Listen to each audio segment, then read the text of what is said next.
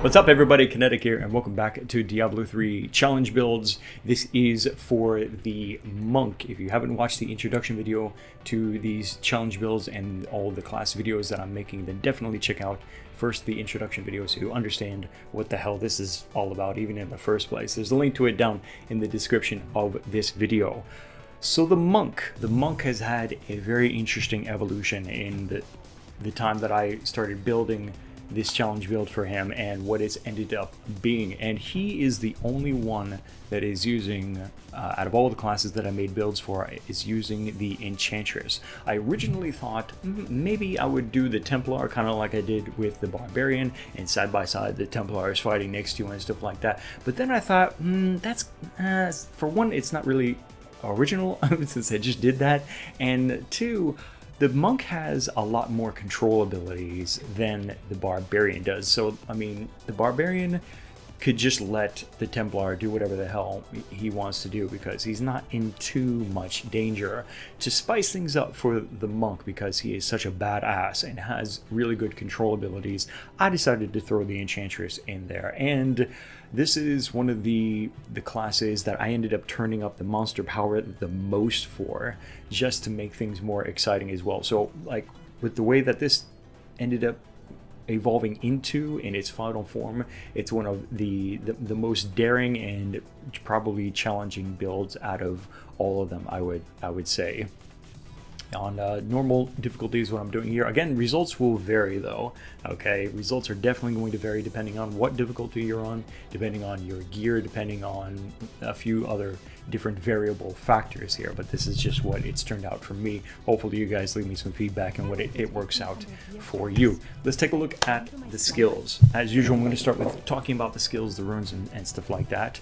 And the monk's thing is spirit and generating spirit. Thankfully, unlike the barbarian, the monk doesn't have to worry about the fury depleting and struggling so much with that aspect of resource management. Instead, I turned it the other way, and instead of making spirit a thing that comes easily and is spent smart because of cooldowns, actually it's spent because of spirit cost. Let me give you an example of what I'm talking about. I'm not using the Exalted Soul passive. With this passive, the monk ends up having a lot of spirit, so much that he's able to perform multiple actions and have spirit to spare, and I didn't like that, so I didn't go with Exalted Soul. What you end up having is a really nice control ability and damage combination that you will want to save when it really matters for your monk. So we've got Cyclone Strike, which probably, as you know, is a mystical force that pulls in nearby enemies towards you and then hits them instantly with a blasting attack. And to make this a lot more useful in protecting the Enchantress and just general rounding up everybody, I went with Implosion rune, which increases the distance enemies will be pulled towards you. So instead of like this small circle where you can pull in somebody that's practically already there, this rune really helps to pull in enemies from much larger distances. And if it's a very challenging pack of monsters, a blue, yellow, whatever pack of monsters that you happen to run into, then you'll want to use Wave of Light. If not, probably not, because after you perform Cyclone and Wave of Light, or anything and then Wave of Light, you're going to be pretty much drained out of spirit entirely. So resource management and knowing when and saving, being patient to save your abilities and saving your spirit is going to be a big part of this build.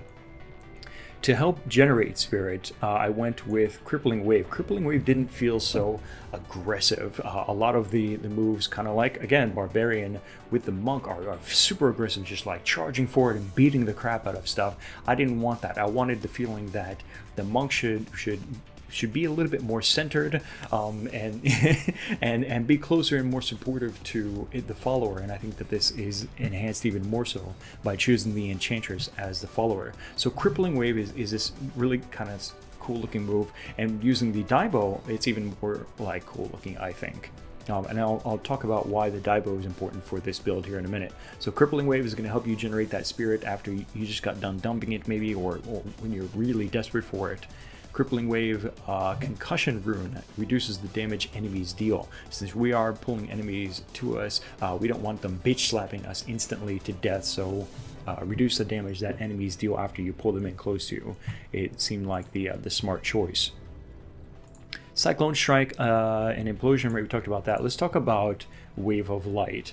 Wave of Light usually involves this bell that comes down, and then the monk does this cool like combination or whatever, and blasts in front of him or whatever. I felt like Explosive Light Rune was much more effective and much more valuable for the spirit that you are spending and sacrificing to use this skill.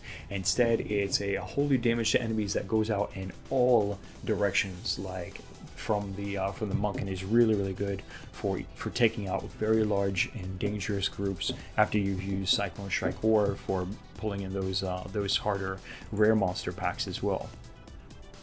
Two of the supporting skills that also are very valuable for this build is Mantra of Conviction. Mantra of Conviction increases the damage taken by nearby enemies. Again, we're pulling them close to us. Now once we start hitting them, maybe with our Crippling Wave, I can never seem to remember the name of that skill. Crippling Wave.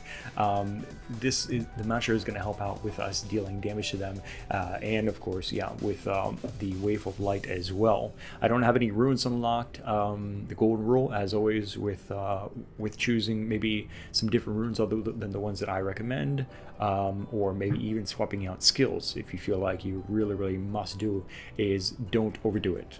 This is a challenge build after all. You want to keep your damage in check and to not be an incredible, powerful force that makes it seem like the Enchantress is completely useless. I'll be honest with you though, with all of the classes and builds that I came out with for this challenge build, it does feel like, while my intentions were good, the Enchantress kind of is, you know, a nice part of the fight again, but doesn't really end up coming out as a very important part of the fight, which is what I would like to. But again, with her being so soft and vulnerable, I thought that could make it something interesting then, instead of her being a really important force for the fight, make her just maybe a danger, sort of liability, I guess, or whatever. It's something that you need to take care of and protect, which I think would be kind of like the monk way, and is why we bring Inner Sanctuary. Inner Sanctuary is going to help you out, certainly, definitely, with interrupting monsters. If they are trying to like come down real hard with some kind of slam attack, you can activate Inner Sanctuary, which instead of like Cyclone Strike, which pulls enemies in, is actually going to push them away from you and create like this circle that protects you or your Enchantress if she really needs it. This does costs 30 spirit and has a cooldown of 20 seconds. And I think you could pretty much use any rune. I think there's a lot of flexible options here with the monk, it seems, for runes. But I thought Safe Haven would be really good to help regenerate your life while you are sitting in there. So you can kind of sit there and tank a little bit with your monk in that circle, and maybe heal up your Enchantress or whatever while you're fighting a pack of monsters, or maybe even a boss. This could be a really nice rune to have for that reason. And before I forget, and I may forget to demonstrate this as well, maybe you will forget to keep this up, Sweeping Wind is a pretty significant part of the damage that you will be dealing with pulling enemies in, Crippling Wave, additional bonuses to nearby damage and stuff like that. Sweeping Wind is like the icing on the cake when it comes to dealing damage to nearby enemies. Surround yourself in a vortex that damages nearby enemies. Critical hits intensify the vortex. And we've got Master of Wind, which increases the duration of the vortex, because it's a very short-lived vortex. I mean, unless I'm really paying full attention to managing the upkeep of Sweeping Wind, this thing, man, it just dissipates so damn quickly. It does cost spirit to to keep up, and so that's going to be another reason why you're going to be, you know, a heavy hitting monk, but it's going to cost you spirit in order to be a heavy hitting force or damage over time force with sweeping wind. But try to keep this up at all times. You shouldn't have, as long as you're remembering to do it, you shouldn't have a problem with keeping this up 24/7 right here. Let's talk about the passives. Again, I didn't use Exalted Soul. If you really feel like you need that extra 100 spirit, if you're struggling just too hard with this or whatever, for whatever reason, maybe because you have got different gear or something, which may be very possible, I suppose go with Exalted Spirit, but I would try to stay away from it because it really negates, again, the feeling that you have to save your skills and save your spirit for when it really is going to be necessary.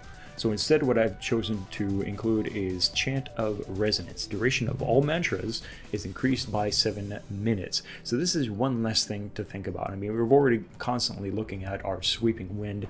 This helps us not have to care so much about, and not have to spend the spirit as well to constantly keep up our mantra. So I felt like this is really good. Plus, while one of your mantras is active, you gain 2 spirit every second, which is pretty good. Guardian's Path. This is one of the bread and butter passives right here for this build, because while using a 2-hand weapon, which is what I recommend, all spirit generation is increased by 35%. Things are expensive, and without having to force you into using a lot of Crippling Wave, this is a nice passive to help you build up that spirit faster without it being too tedious. And then C's Initiative. We're pushing some pretty hardcore monster power levels here with the way that I'm demonstrating it. I had it up to 8 before, and it was grueling how hard those guys were hitting me, even with C's Initiative, which increases armor by 50% of my dexterity. So yeah, there's that. I think it's time. Let's take actually a real quick look at the Enchantress.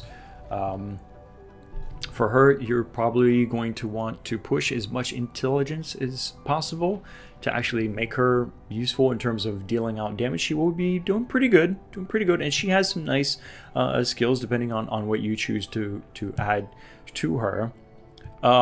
If she is dying, then maybe it's because you're not protecting her, or maybe she really does need vitality. I mean, depending on your difficulty that you're playing this build on. Again, results may vary. There's something to think about. And for my own gear, I'm using, again, the Diablo, and this is a nice piece also because it increases spirit regeneration by 1.3 seconds, and I've also got a headpiece that does the same thing as well, increase spirit regeneration by 1.3. Without those bonuses to those pieces of gear, you may struggle more with spirit generation, and that may force you to maybe go down a monster power level or something like that.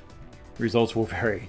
Let's go kill I guess Asmodan. Actually, I don't really want to kill Asmodan right off the bat. Let's just run outside of Bastion's Keep, and we'll find some fun monsters to kill. I'm gonna go ahead and get my mantra and my sweeping wind started, because that's going to cost me a lot of spirit, as you can see right off. Is there? Not this time. There's usually a shrine around. Ah, here it is. Protection shrine. There we go. Nice. Okay. So I already had to reactivate my sweeping wind, but over time it becomes less costly for you, especially as you get into fighting, because you don't have to refresh it while you're fighting manually. It refreshes itself because of your critical hits. Let's find some enemies. Come on, where you guys at? Here they are. Okay, so I'm going to pull them in. And I don't really need to use my Wave of Light here, because my attacks are dealing enough damage. My Crippling Wave is doing enough for me. You can see now the Vortex and how much more powerful and awesome it looks. Is that? Yes, it is. Here we go. And bam! There we go. That cost me a lot of spirit to do. So I need to generate my spirit back up as quickly as possible. I'm going to put down the Sanctuary to protect me and the Enchantress, and I can still pull them in and kick their ass with Wave of Light.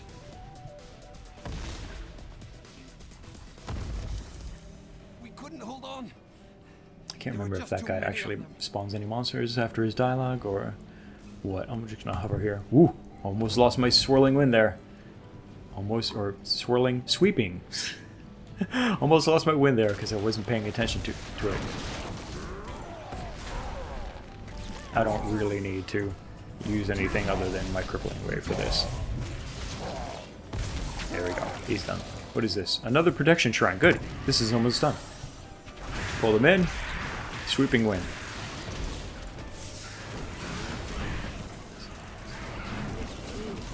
Could use sweeping wind to interrupt these guys from slamming into you like that.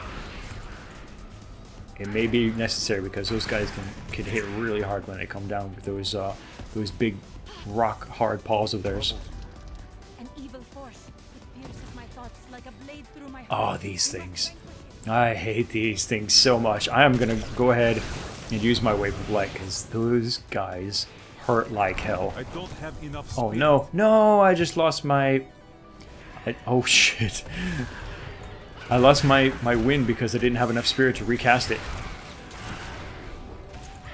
Let's get it back up. These guys don't want to stay close to me, it seems. Whew. You're too late. We will all perish. Come on over here. There we go. Got him, he's done.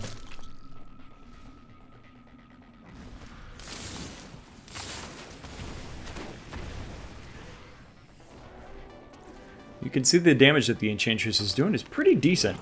Pretty decent, not too shabby.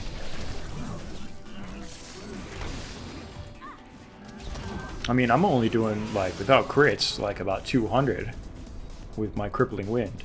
And granted, it hits multiple targets. That's the OP factors about it compared to what the Enchantress is doing with her basic attacks. I was kind of hoping to find a... Oh boy, here we go. I never imagined such a creature. These guys are they're molten, aren't they? Yep, they are. Okay.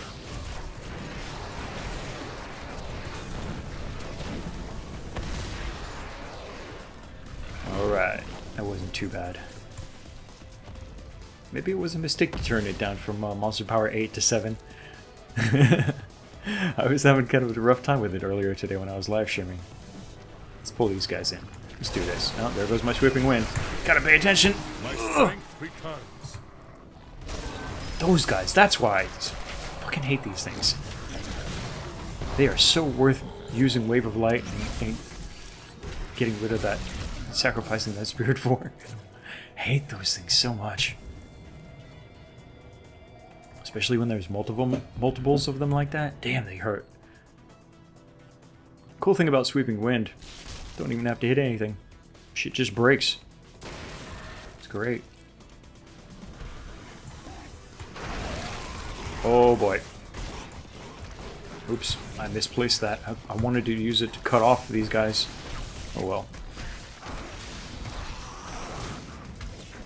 Enchantress is back there, nice and safe. Hey, where you going? Get your ass over here. So this guy has a pretty large chunk of health, so I'm going to need to use Wave of Light pretty often to actually bring guys like that down. My burden is Apparently my burdens are too great. Yep, I didn't really clean my bags too well before I started this.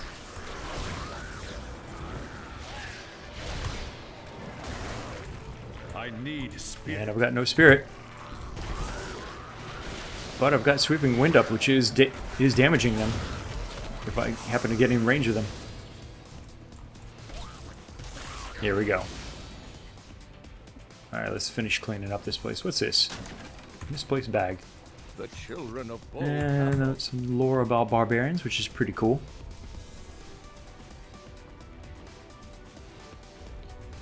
Keep my Sweeping Wind. I'm not going to be able to pick that up. My bags are full, right? Any other rare monsters? I hope so. Oh, these guys. Back up. You know what those things are as much as I do. These things hurt like hell. Ow! So does that. My injuries are less severe. Those exploding things. I'm carrying. It's a good thing I had. Really, I can't even pick up that thing. All right, we got to throw some crap away. What's garbage here? Truly garbage. Get rid of that because I'm not leaving gems behind. So yeah, I think you guys get the gist of the build here. You've seen it applied to multiple different kinds of situations here against normal monsters, against harder packs. It's pretty damn powerful, despite really trying to pull it back a lot. The monk is just a bad mofo, man. He's just a bad mofo. So it takes quite a bit of pulling back and amounts of power upping to make this a challenging build, but it is certainly a challenge. It definitely is, and keeping your enchantress alive can be a challenge in itself. But yeah, that's going to be it. I hope you guys try out this monk build and give me your thoughts right now. What do you think overall of the build? If you try it out, definitely come back and leave me some feedback. I really appreciate it. If nothing else, make sure you click that like button and stay subscribed because more Diablo 3 challenge builds are going to be coming up soon, and certainly Reaper of Souls when it's coming up in the near future. That's it for this video. My name is Kinetic. Thanks for watching. I'll see you next time.